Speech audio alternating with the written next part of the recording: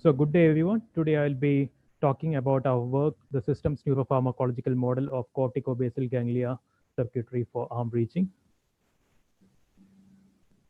So let me start with a brief introduction. Parkinson's disease, the second most neurodegenerative disease after Alzheimer's, is caused to the death of dopaminergic neurons in substantia nigra pars compacta subsystem.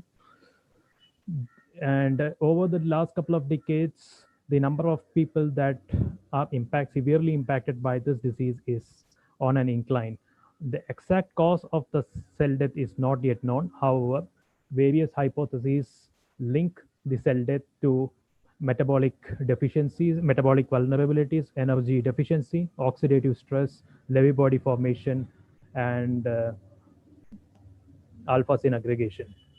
So, in order to comprehensively understand the mechanisms leading to the cell death and associated pathological symptoms, it is important to have an integrated model of various subsystems at multi-scale level. So this is the outline of our model. So the essence of our model is to explain how cell death leads to the behavioral abnormalities and explore various therapeutical outcomes. So let me use the pointer. So this is the model consists of an arm model. So interface with the motor neurons. There is a corticobasal ganglia circuit and the basal ganglia and the substantia nigra subsystems. So let me zoom into the corticobasal ganglia circuitry. It is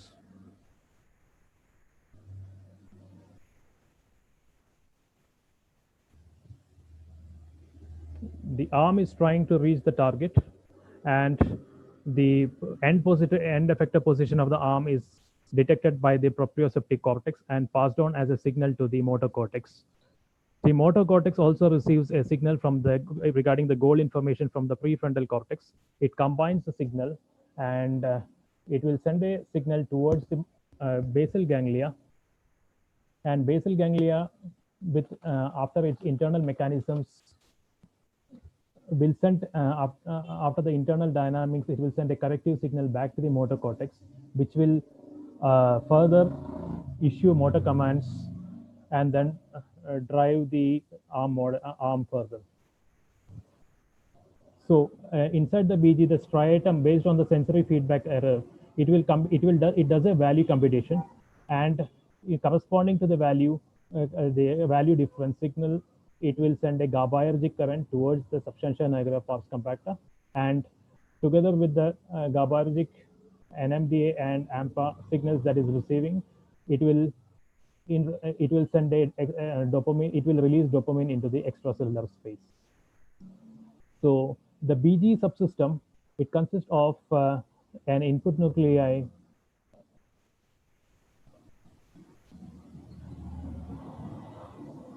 So this, one second, let me remove the laser pointer. Okay. So the BG subsystem, it consists of the input nucleus striatum, which consists of the D1 and D2 MSNs, which are differentially activated in the presence of dopamine. The initially, the GPI will be inhibiting the thalamus, and on in presence in under normal condition, the dopamine level is high, and on reception of the motor command and with high dopamine availability, the direct pathway is activated. The D1 MSNs will be projecting to the GPI. It will inhibit the activity of the GPI, which will disinhibit the it will disinhibit the thalamus, and thereby facilitating the movement.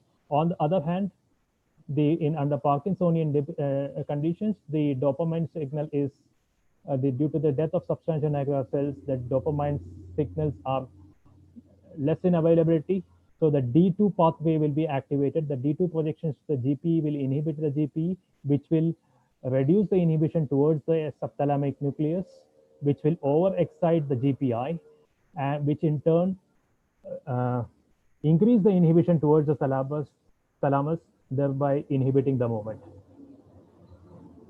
So the dopamine plays a crucial role, and it is modulated by the molecular mechanisms of substantia nigra pars compacta. So we have also, therefore, we have also tried to integrate a detailed biophysical model of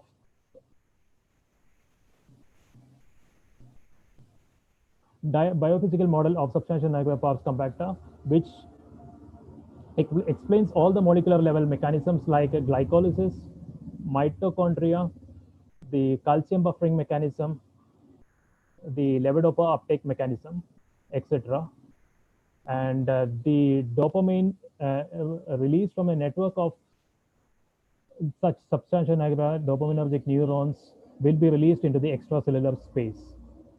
So this dopamine is released based on the GABAergic input. The amount of dopamine is controlled by the GABAergic signal that is received from the striatum based on the sensory feedback signal that it is received from the cortex. So the EDA that is released, uh, now the Parkinsonian condition happens due to the deficiency of the dopamine that is released. Now, levodopa therapy is the one of the first line mechanisms, medication methods for the Parkinsonian patients. Levodopa being the precursor to the dopamine. So we have tried to integrate a two-compartmental model of levodopa administration. So the levodopa is orally consumed. It reaches the gut and it is absorbed into the bloodstream at a rate I. The C1 and C2 compartments represents the central and the peripheral compartments. The central compartment is where the levodopa is administered and the plasma concentration measured. And the peripheral compartment represents the interaction between the plasma and other bodily fluids. So a portion of the levodopa crosses the blood-brain barrier and it reaches the crosses the blood-brain barrier and it gets combined with the L-dopa that is synthesized from blood tyrosine.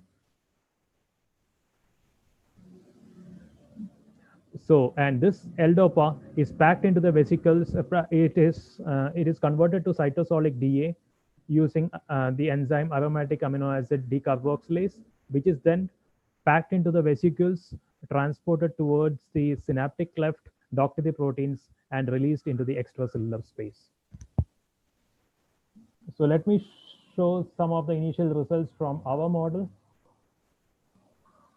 So we are for the testing strategy, we follows two types of testing. One is the impact of cell death, the percentage of cell loss impacting only the striatum, and in the second case, the cell loss is impacting both the striatum as well as the subthalamic nucleus.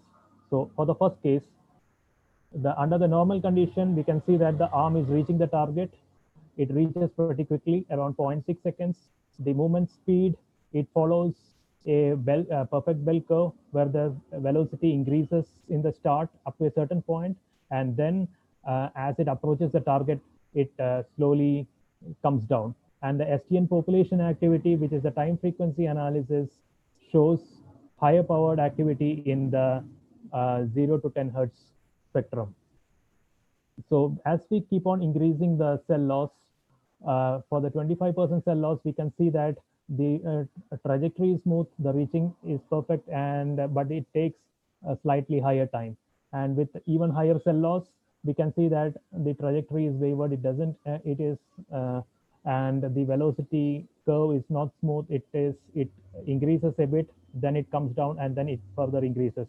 And the STN population activity shows higher powers in the mid beta regions.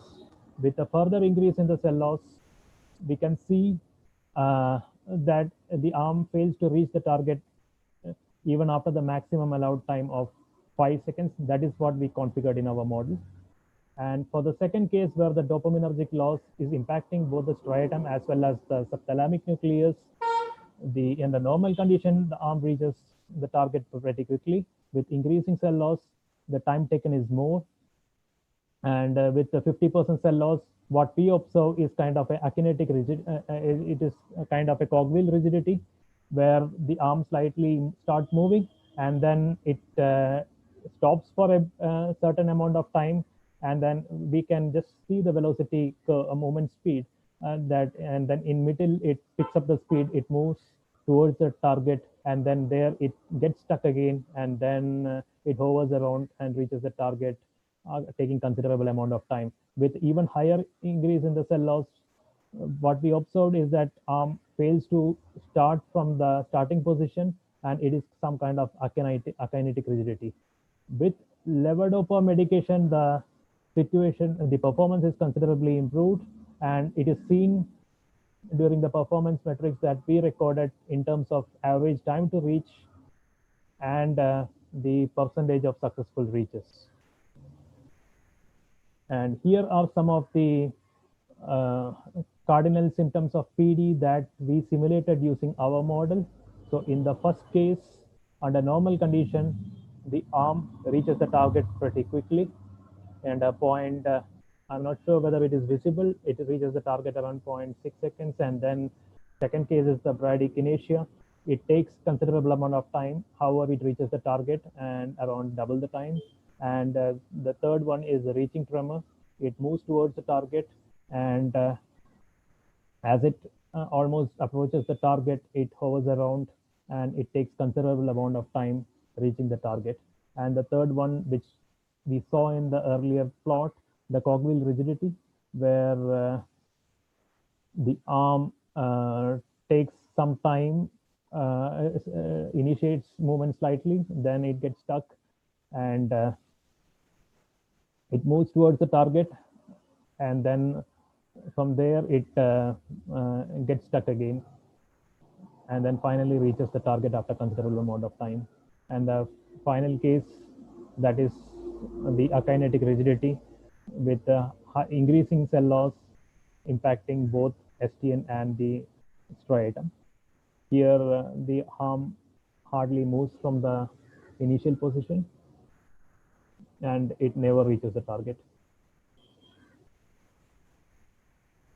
So let me fast forward this one.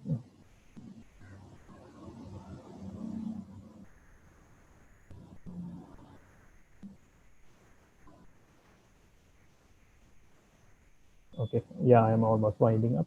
So I'm not sure why this slide is not moving.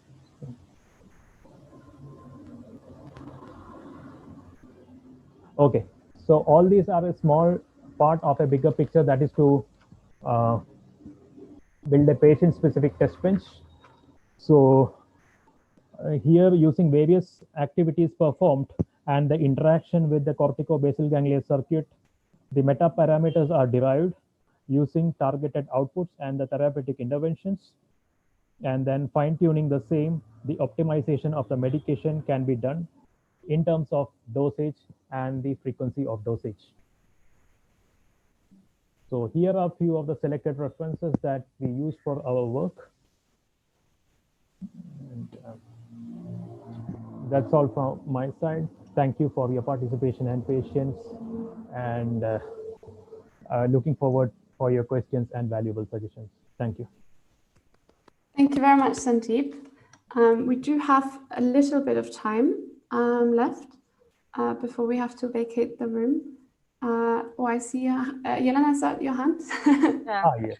Yeah, can you explain what is the difference between single units and populational activity on your slides? So what assumptions do you have about single activity and populational activity? They are not the same.